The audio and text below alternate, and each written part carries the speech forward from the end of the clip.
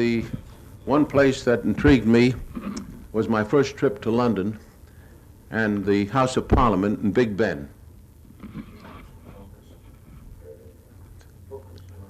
Now, these pictures, you must remember, are more than a quarter of a century old.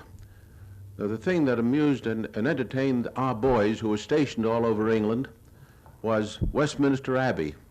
And there were quite a few Americans who came there to see the sights and see Westminster Abbey.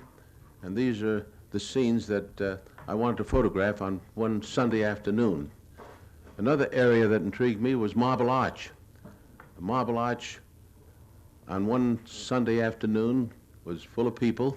You must remember that London was being bombed almost every night in this particular time.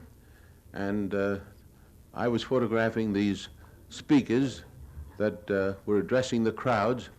Every speaker was speaking on a different subject, but the police stood around and watched, and as long as there were no arguments, any strong arguments, nobody was hurt.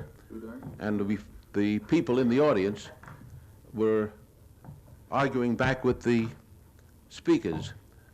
But these were just typical shots of how we passed the time waiting for D-Day. Most of the children who lived in England, or a great many, I should say, were sent out of the city. But a lot of them had to remain behind. But in spite of a war, they managed to find entertainment.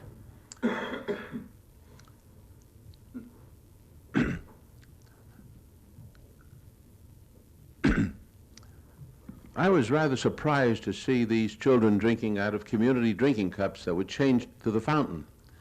And I'd like to make candid shots of these children so they didn't notice me, but every once in a while they did. But this youngster is taking a cool drink on a beautiful Sunday afternoon. And we discovered that the St. Paul's Cathedral had been hit several times, but not badly damaged. And of course, one of the other attractions was Buckingham Palace and the gates, which were protected by British troops, not in the bearskin hats which they wore in peacetime, but in full war uniforms. And this is the way they paraded up and down. They weren't performing for the camera, but they were actually doing their duty. But you notice the barrage balloons in the background. London had barrage balloons all over the area. And it was said that if it wasn't for the barrage balloons, with all the equipment that was being brought into the country, that the islands would sink into the sea, but the barrage balloons, they said, was holding it up. You must remember, too, that food was pretty scarce in London at this time, and it was being brought in whatever way they could and being unloaded. But it isn't often you get a bright day like this in the spring in London, and this was an opportunity to show what the soldiers were doing while they were waiting for the invasion. This is Fleet Street. Discovered this Irish policeman guarding the street, and we saw considerable damage in the area. But soon, we were down on the south coast of England, where we met some of the other correspondents who were scheduled to cross the channel with us. And you'll probably recognize some of the old-timers who covered the war in that particular time. I was given a shovel to defend myself, and it proved to be a valuable instrument. And here we see Larry LeSueur of CBS. Larry LeSueur was covering the war for CBS, and so was Wertenbecker on the left, Jack Thompson of the Chicago Tribune, Ernie Pyle here, and this is a close-up of Jack Thompson, and this is O'Reilly, Larry O'Reilly of the Associated Press. This is Wertenbecker, and we're saying our farewells because we were expected to meet again in Paris.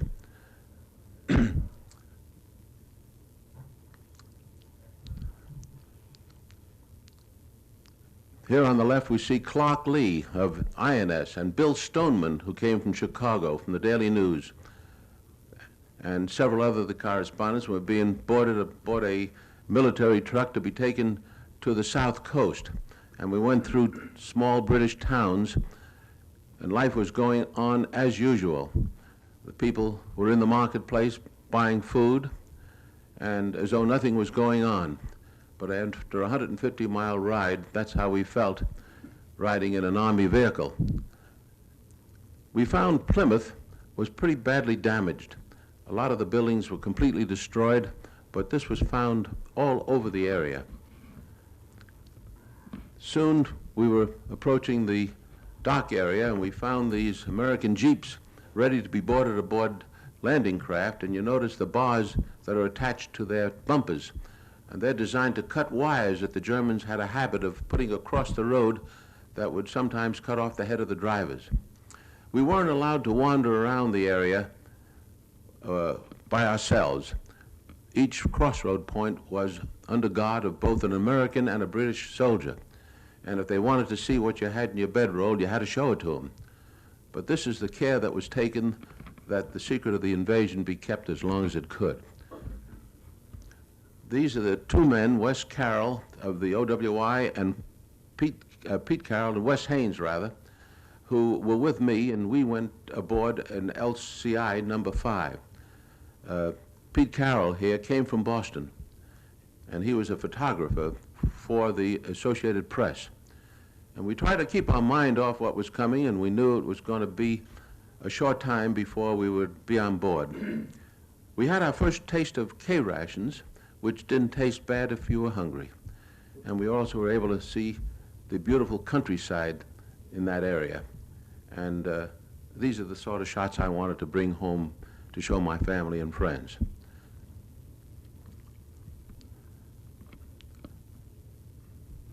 Pete Carroll was using some of his film to make a few shots himself. And soon we were down at the docks. And there we found units of the 101st Airborne Division carrying everything they could carry by hand, boarding landing craft that were so heavily laden they had to be pushed off the docks by trucks, as you see in this manner. And these men were being taken out to larger craft and boarded for the invasion. And here we see several units carrying grenades, bazookas. They didn't have an opportunity to load this aboard jeeps that were not fully available at this particular moment. We were aboard a fleet of LCIs, and here shown with the commander of the invasion group in the center, and the captain on the right, rather the captain of our ship, Lieutenant Patton, was in command of the LCI number 5, and we found out that he participated in several invasions in the Mediterranean area, and we felt rather confident that he knew what he was doing.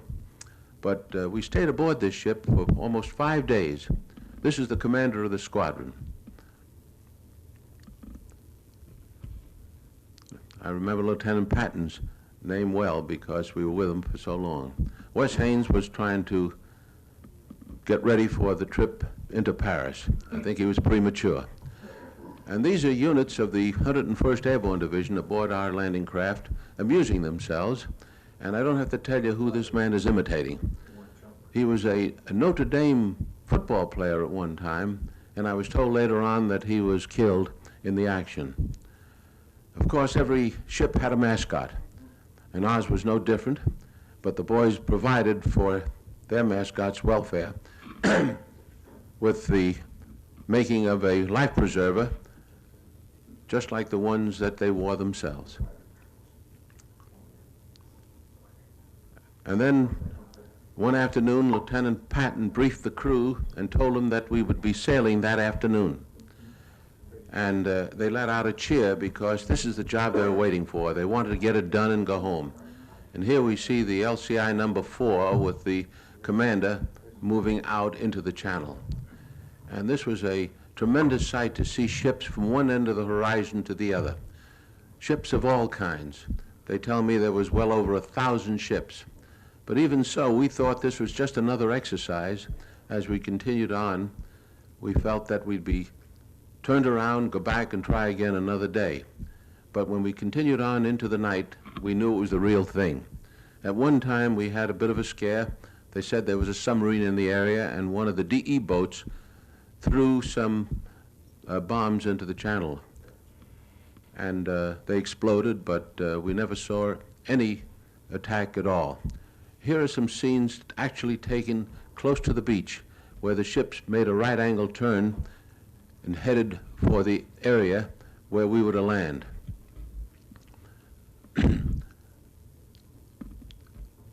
That is a DE boat in the distance. And of course, we were on the alert for any kind of attack, even airplane attacks. Fortunately, our Air Force did their job well, and at no time did I know of a German attack except after we had landed. 2 planes attempted to strafe the beach, and I happened to be in the area. Now, these are some scenes that I took with my camera that was reduced to 16 millimeter. This particular scene of these men going ashore was taken by an automatic camera aboard a British landing craft, and they were the first men to land. The reason it was taken by an automatic camera was because they wanted to have a record of what happened should the landing fail. At least they might have a record, if they were able to recover the film, of what happened and how to avoid it if they had to try another attack. But here are some scenes landing on the Utah beach, and this is the way we went ashore. This is, again, is at the British beach, but you notice the men didn't dash ashore after being aboard a landing craft for 5 solid days. They just walked slowly and cautiously, fearful of bombs and mines that were sown in the area. You notice they had their rifles wrapped in cellophane. But this is the way we had to go ashore. And I needn't tell you that a lot of the boys didn't make it. Here's one of the famous scenes taken from black and white film of 2 men being shot down right before your eyes. Here is Pete Carroll and Wes Haynes carrying our own equipment, and the ship is grounded on the beach. The section of the beach we were on was being attacked by enemy fire, and in the previous shot you could see a bomb actually land not too far from where we were. There it is again. And the bulldozers were trying to clear roads to let our jeeps and tanks move forward. And even though it was June, the area was quite cold, as it usually is in that part of Normandy. Of course, the men dug their foxholes a little deeper, and we had the good fortune of finding a concrete wall which helped serve as protection. But even now, we're taking some of our wounded back to the beach so they can be transferred back to England. But when the tide went out, the ships could not come in close, or those that went aground had to wait for high tide to be refloated if they weren't hit. We stayed on the beach the first night and lived in a foxhole, and soon we showed some of the first prisoners taken in the area late the first day, who were captured close to the beach and were sent back to England because there was no room to keep them there. This is our first command post, where General Collins on the left is talking to some of his officers, and we were able to get some of the first hot food at this place, and I didn't realize how hungry I was until I saw these pictures. There's Larry LeSueur again and Bob Landry on the right. Bob Landry was covering the war for Time and Life. And although it kept me very busy for 8 solid days, I used up all the film I had and decided to go back to France to get some more and probably to get a bath. I hadn't had my clothes off during that entire time. And my landing at England took place at a place near Bournemouth.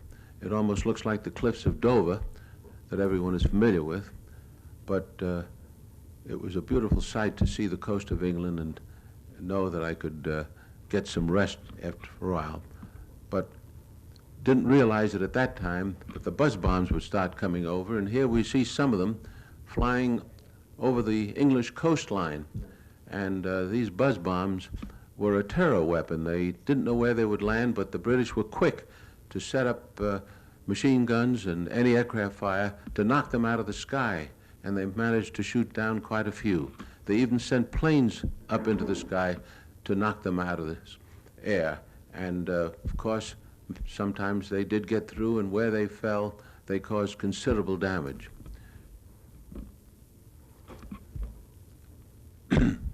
But you must have missed that pretty good shooting. There's one actually coming down, and it landed in the London area, and wherever they landed, they caused considerable damage.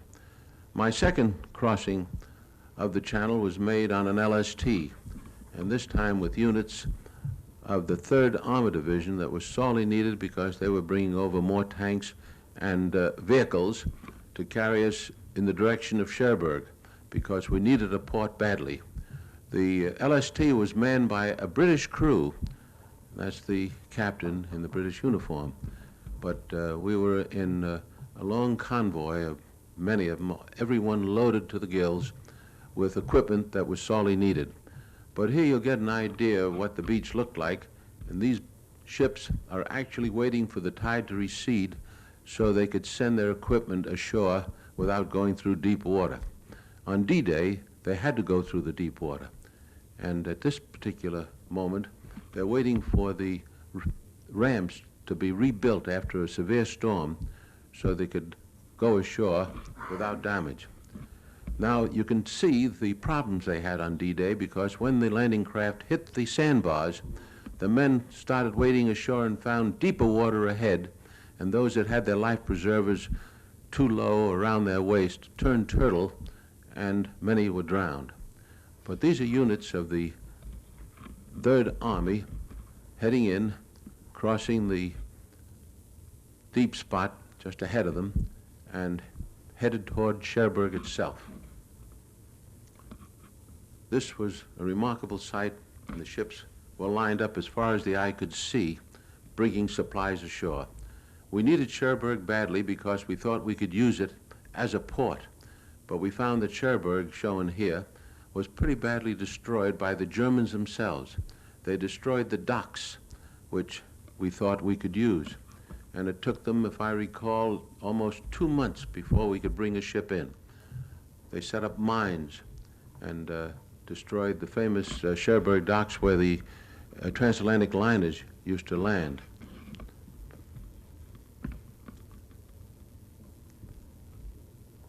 They not only destroyed the docks, but also the inland bridges that crossed the rivers that entered the Cherbourg area, the canals. This is one of them was destroyed by the Germans. Soon the French people came back into the city and gave us a warm welcome. And soon we found the prisoners, and I think they took something like 16 or 18,000 men out of the Cherbourg area, and they're still holding their personal belongings, marching toward the beaches because they had to be transported to England and some eventually to the States to be held in prisoner of war camps. And even at this time, those that could talk to us or would talk to us said we'd be pushed back into the channel in less than a week. Of course, at every headquarters area, we found that the Germans had a picture of Herr Hitler, and our boys are using it as a pinboard. But the Americans had a way of amusing themselves. Now here is the first official ceremony held in France when General Collins on the right presented the tricolor flag made out of parachute cloth, seen here, to the mayor of Cherbourg, who was holding the microphone. And our boys of the 7th Corps were given clean uniforms for the occasion. And soon the people that came back to Cherbourg after the fighting stopped came to visit with us and talk to us. Here we see Ernie Pyle in the center again and talking to a colonel of the Signal Corps. And this is Bert Brandt, who we saw earlier shooting for AP. Cecil Carnes and John McGlinchey. And here is, oh gosh, 25 years has done a lot to my memory. But the troops began to move in the opposite direction to attack the enemy on the St. Lo line. And we were passing through the city of Boulogne, and of course it was completely destroyed. I was there several times since the war, and it's been rebuilt beautifully. But the Germans tried to make a stand here, and wherever they did try to make a stand, we had to knock them out, and in so doing, destroyed the city. A little later on, I had an opportunity to see the construction that was built by slave labor. And all along the beach, especially in the Normandy area, as well as other areas, they built these triangles. Many of them had mines attached to them so that if a boat touched them, they would explode. And I was told after taking this walk that I should be very careful not to step where the ground is soft. This is a church in Barfleur.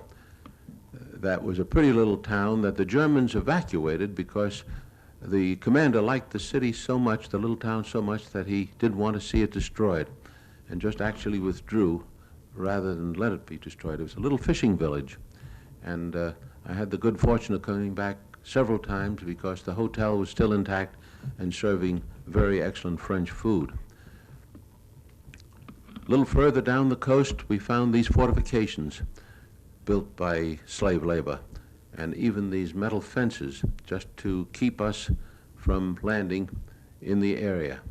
And these heavy fortifications that were many feet thick, and these correspondents were looking it over. In some areas, the Germans saw to it that they were destroyed, blowing them up so that we couldn't use them against them if they tried to take them back.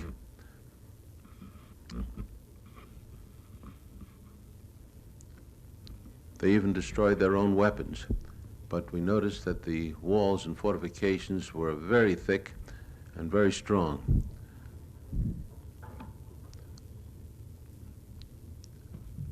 The area was taken over by the Navy, and there was an observation post right on the end. This was near a town called Granville, and there is the lighthouse at the point that sort of separated Normandy from Brittany. And that's the observation post the Germans used, and it's under the command of our naval officers to use as an observation post. Soon we brought in some of our big armament, and they were set up in a field and firing at German positions. But even though the guns were firing, the French people were bringing in the crops as though nothing was happening. This surprised me, and I couldn't help but wanting to make a picture of it. Of course, these heavy guns caused terrific concussion, and it was difficult to hold a handheld camera that long. One of the first things that the Americans did was to build an airstrip in the St. Mary Glees area, not far from the coast. And they used a strip that was supported by metal wire to keep the planes from sinking into the ground. And they were using it also as a place to take off from with 500-pound bombs under each wing. But the strip was so rough that frequently the bombs would break loose, and even though they were armed, they had to be disarmed and taken off the runway.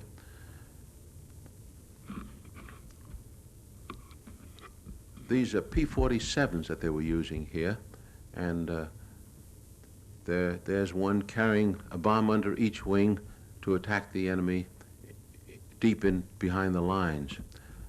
You notice these two planes taking off at once, raising considerable dust, but managing to get off a very short runway. And here you notice a plane, you notice the buckle under the wheels. This sometimes caused the mesh wire to break and come up and hit the plane's propeller, causing it to crash before it left the ground. And here's an unfortunate accident, two of our planes.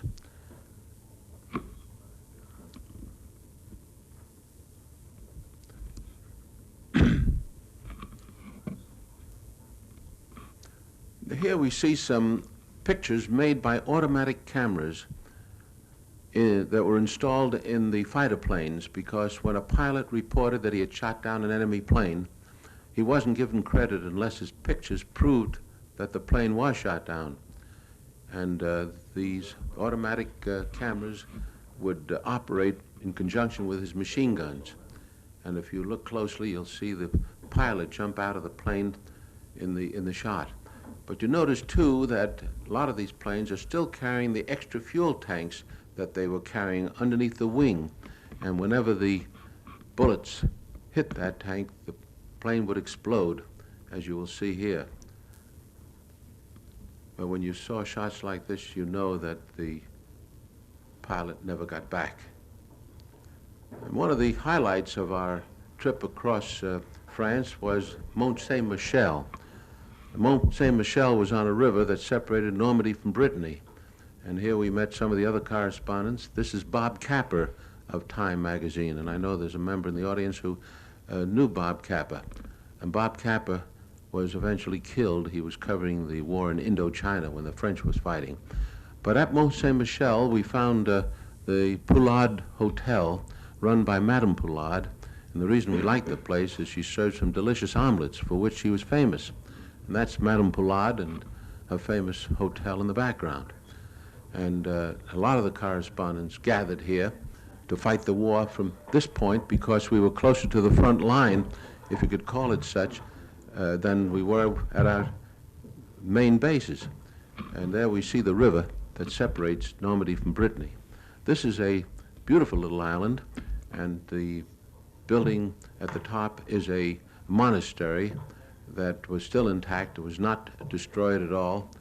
And here are some of our GIs looking over the sights of the monastery, being shown around by a woman guide.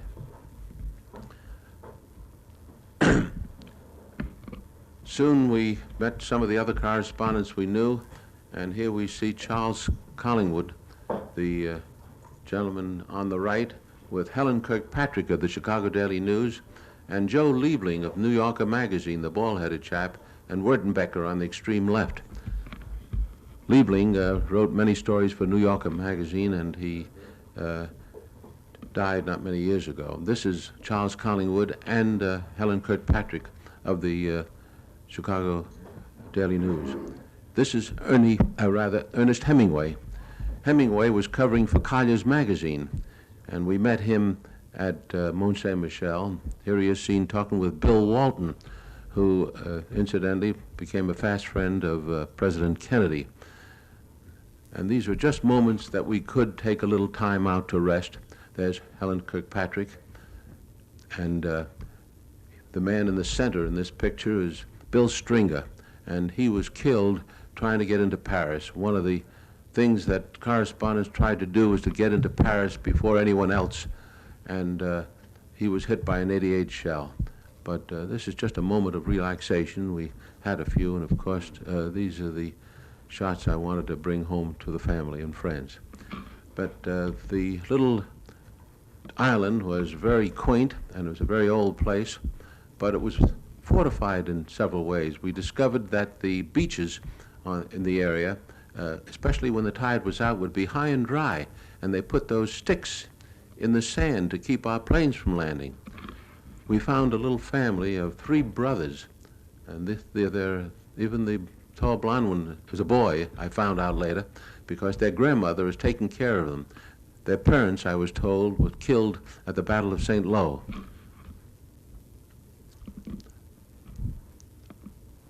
One afternoon, rather late, I walked out behind the island because as the sun was setting, I could get some interesting shots of the island from the seaside, because they have an extremely high tide here and would leave the island high and dry, but the tide would come in real fast, and there was always danger of quicksand, so I didn't stand in one place too long. But the receding waters left this unusual design in the sand. We didn't stay at Mont Saint-Michel very long, but continued on deeper into France. In fact, I went into Brittany for a while and discovered that the boys had found a lake there, which we'll see in a moment. But the countryside was beautiful. It was during the summer, and the crops were still in the field. But our boys, after washing out of a helmet for many weeks, decided to use this beautiful lake for a bath. They were permitted to do so because they were fighting the enemy at an area called St. Malo. And incidentally, you probably recall the Germans held out at St. Malo for many months, almost to the end of the war. And of course, it's the American sense of humor that helped them win the war too. But here are some of the correspondents that we sometimes travel together, and we found a little river that proved to be useful as a bath.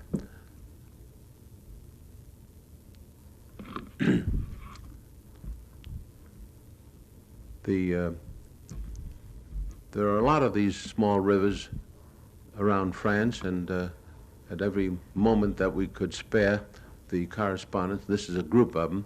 That's Ralph Morse in the front, and Huey Broderick, and Joe Priestley, and of course here we see Edward G. Robinson. Edward G. Robinson was one of the many actors and actresses that came to Normandy to entertain our troops, and they held a show right in this Normandy barn that was not too far from the fighting. And I found out later that the intermission had to be called when the shells came too close. Of course, all you had to do was point a camera at Robinson, and he acted. Soon we found ourselves in Rambouillet. Rambouillet was 52 kilometers from Paris and was the headquarters for all the correspondents that came there. We see Ernie Pyle again on the left, and George Stevens, the Hollywood director, myself, and of course Pete Carroll. It was shortly after these pictures were taken that Ernie Pyle decided to return back to the States and then went to the Pacific, where he was killed. George Stevens was a very well-known Hollywood director, I'm sure you recall, and he died only a few years ago. But practically every correspondent turned out to try to get into the city of Paris. But we found, as I said earlier, that the General Eisenhower had given permission to the 2nd French Armored Division to take the city of Paris, because the important thing was to destroy the enemy, and they didn't consider Paris as a target. It would delay them if they did try to take the city themselves. They wanted to circumvent the city because they wanted to give the honor to the French. General Leclerc was in command of the 2nd Armored Division, and he refused to let the correspondents accompany his force to get into the city, simply because he didn't want any shots made until he had the city secure. We were glad to see Paris because it was a city of great beauty, and we were amazed at the way the people turned out. And these are some of the shots taken on the first day of liberation. I just didn't nearly get enough of these shots because there was too much to do. And soon General de Gaulle came into the city and paraded down the Champs-Élysées. And here he is taking the salute and receiving some flowers from a French girl. It must be remembered that de Gaulle was not well known at this time, and very few people could listen to the radio reports that told about his work in England prior to crossing the Channel. But soon he became very popular. It seemed as though everybody in Paris turned out to see de Gaulle. And he was marching down the Champs-Élysées at this point, and it was a tremendous sight to see. Later in the day, our own troops paraded down the avenue, and this was something that made us all proud. And here's de Gaulle parading, and suddenly firing opened up from forces that were left behind, and they thought from the FFE and some of the fascists that were still in the city trying to panic the people. But if you stuck your head out a window, you were bound to lose it. And this went on continuously for several hours. In fact, I was in the middle of this thing, and these are shots that I took of people lying flat on the ground. They'd get under our car. We couldn't move the car while they were trying to get the people to stop shooting by raising white flags. But it went on continuously, and although it was small arm fire, de Gaulle just stood his ground.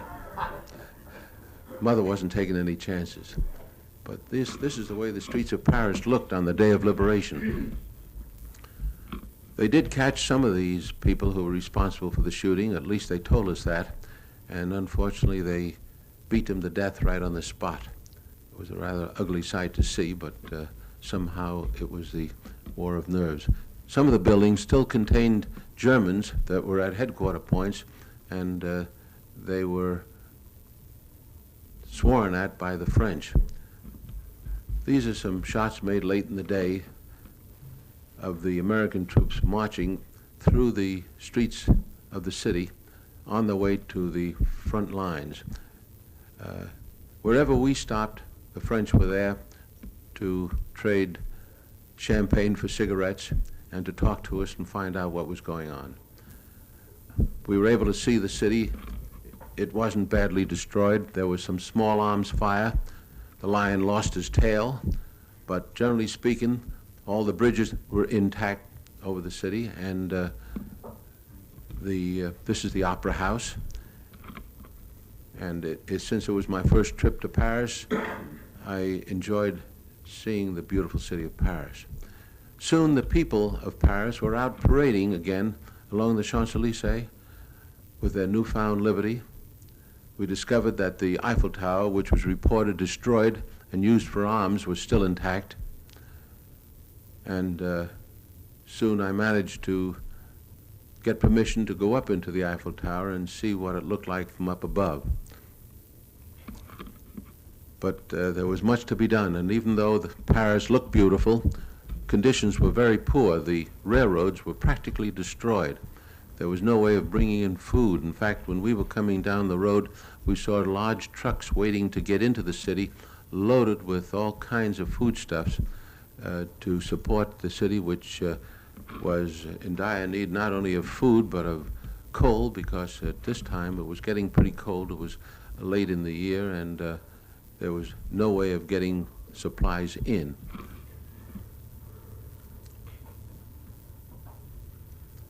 These are scenes from the Eiffel Tower showing the Seine and the buildings close to the Eiffel Tower. And we see some troops parading through the streets. But we had to move on, and soon I had to leave Paris and found myself in the countryside beyond Paris and went into Belgium, where I managed to get into Brussels. These are some scenes of the Auteuil racetrack, which we found was opened shortly after the liberation. This surprised everyone, but they made them close the track after a few days of meeting.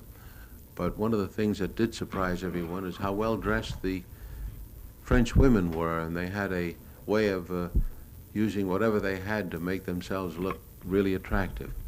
And I understand this annoyed some of the other Allied countries very much, to think that they could get by like that.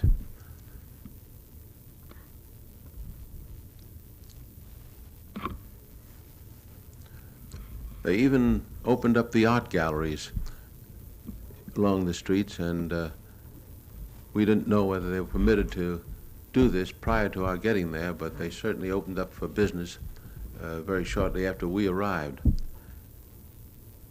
We found a painter at work in the old quarter of Paris, and shortly after leaving Paris, I was in an area called the Ardennes.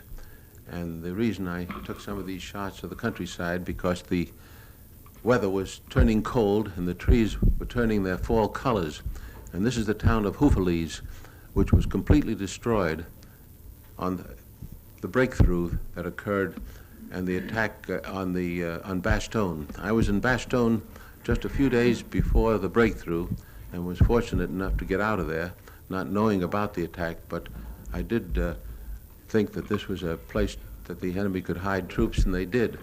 That's General Collins again, talking to General Morris Rose, who was in command of the 3rd Armored Division. This is General Rose on the left. General Rose was killed in Cologne. It was an unfortunate happening because they thought they had the place protected, but there were some enemy troops in the area, and he was shot. These are units of the 3rd Armored Division that were fighting the enemy, and we managed to get some shots of them as they were being entertained by German children. We had a tremendous reception all the way across France, but when we got to Germany, the reception was not there. All the homes in the German area had white flags in front of them as an indication, of course, of surrender. And the children here were actually on their way to school, and children everywhere look cute, and they're holding their ears because our guns are firing not far away, and they were just trying to avoid the noise. We found the Siegfried Line, as it was called, or the Dragon's Teeth, which were built again by slave labor, I'm told, And they were not a fortification against our tanks because our bulldozers took dirt and pushed it over the top of them and rode right over the top.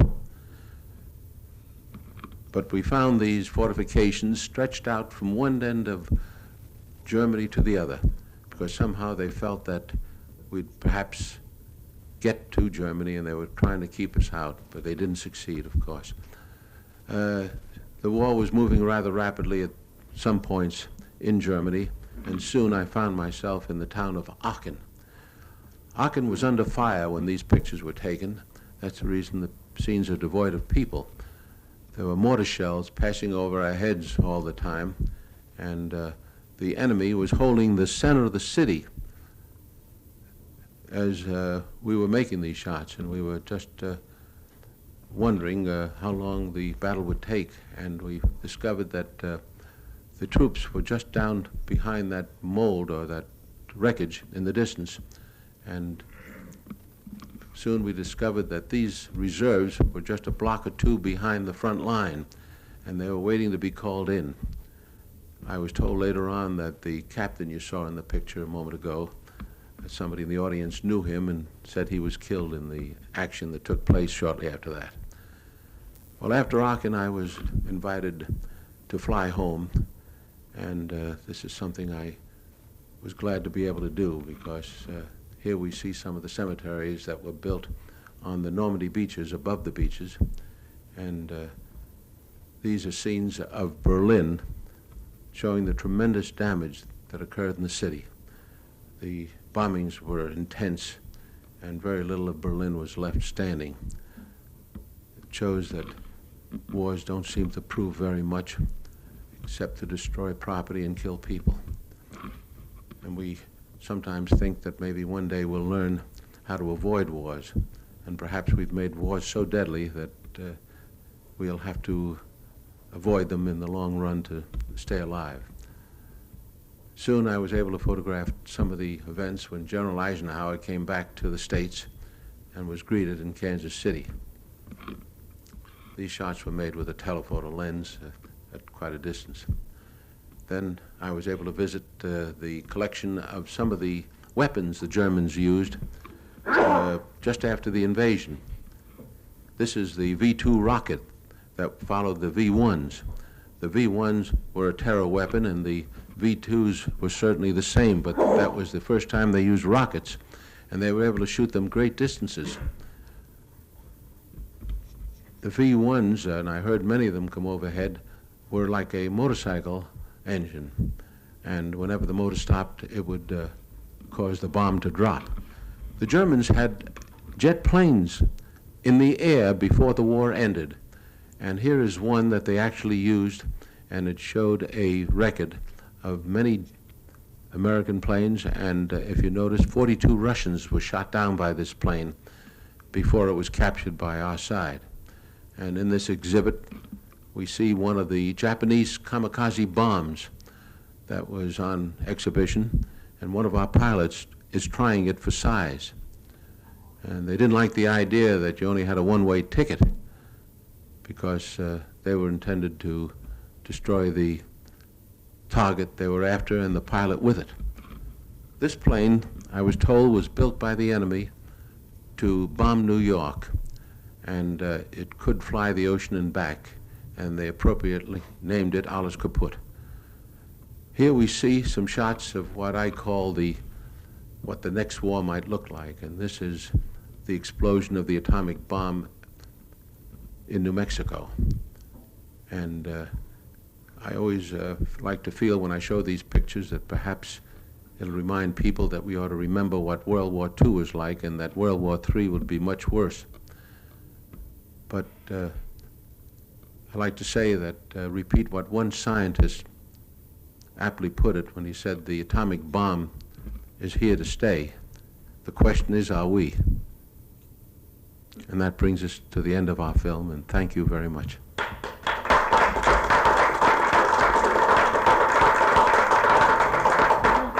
Thank you. Pictures of Plymouth, Weymouth, and English Channel. Very familiar. Very familiar. You remember it. Well, the pictures have lasted. They're beginning to fade, I'm afraid.